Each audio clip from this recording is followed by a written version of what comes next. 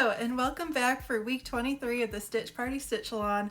I'm Jewel with Friday Night Needlepoint, and if you're new here, we're learning one new decorative needlepoint stitch a week for 24 weeks. So if you're doing the math or counting along, that means we only have one more week left.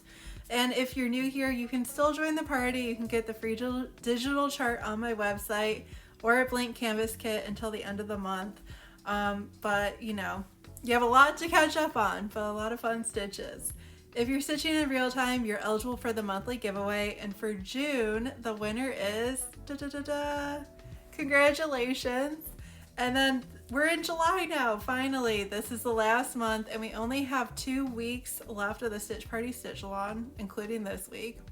So that giveaway, I wanted to do a really fun prize, and that is you can get a $100 gift card to Beehive Needle Arts, which is one of my local needlepoint stores here in Pittsburgh. And they're amazing. And yes, you can order online, and they have amazing thread selections in addition to canvas and accessories. So you will have fun with it, I promise. So I'm going to change the rules just a little bit for the giveaway. You of course are always eligible as long as you post your progress photos or videos and tag me in it. And then you'll get an additional entry into the gift card giveaway for your fully completed stitch along canvas. So you have until the end of the month to totally finish your canvas, all stitched. You don't have to like finish it into anything. But anyways, that's the big prize. And then let's pick our second to last stitch. Oh my goodness, I can't believe we're already here. How did that happen? So we're like nothing left to grab in here. Okay, we're gonna do double brick. This one's a classic, super easy. And then let's pick our color. All right, so we have the dark blue, which means that next week we will be doing yellow for our last stitch. But this week we're gonna do this square. So I'll turn you around and show you how to do this stitch. Happy stitching.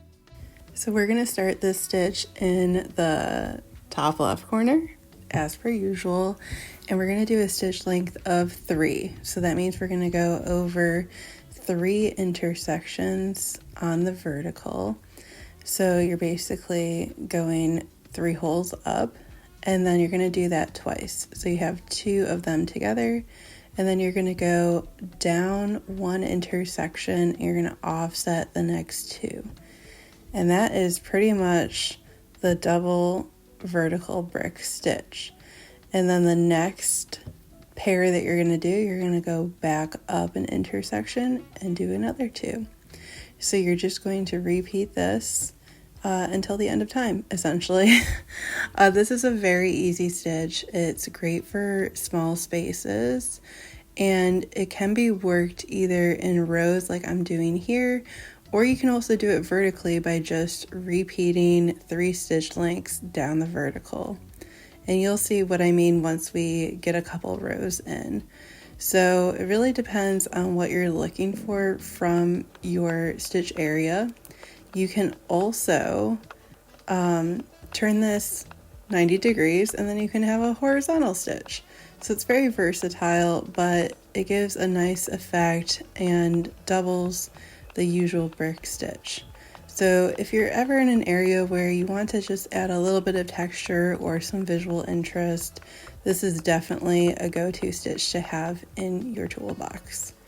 So now you can see what I mean on the vertical, that all you have to do is just repeat the same stitch that you had above. You're just keeping your stitch length of 3.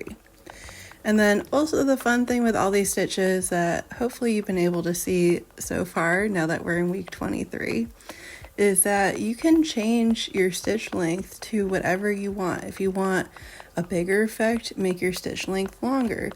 If you want a smaller effect, you can make your stitch length a little bit smaller.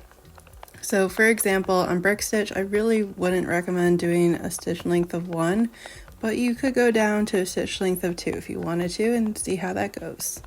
You can also get a little crazy here if you wanted to and vary up the stitch length every row. You know, this is what is fun about once you have the basics of a stitch, you can make it however you want. So that is the double brick stitch, and I really hope that everyone's been enjoying this stitch along. And I love how this stitch turned out. I hope you use it. Happy stitching!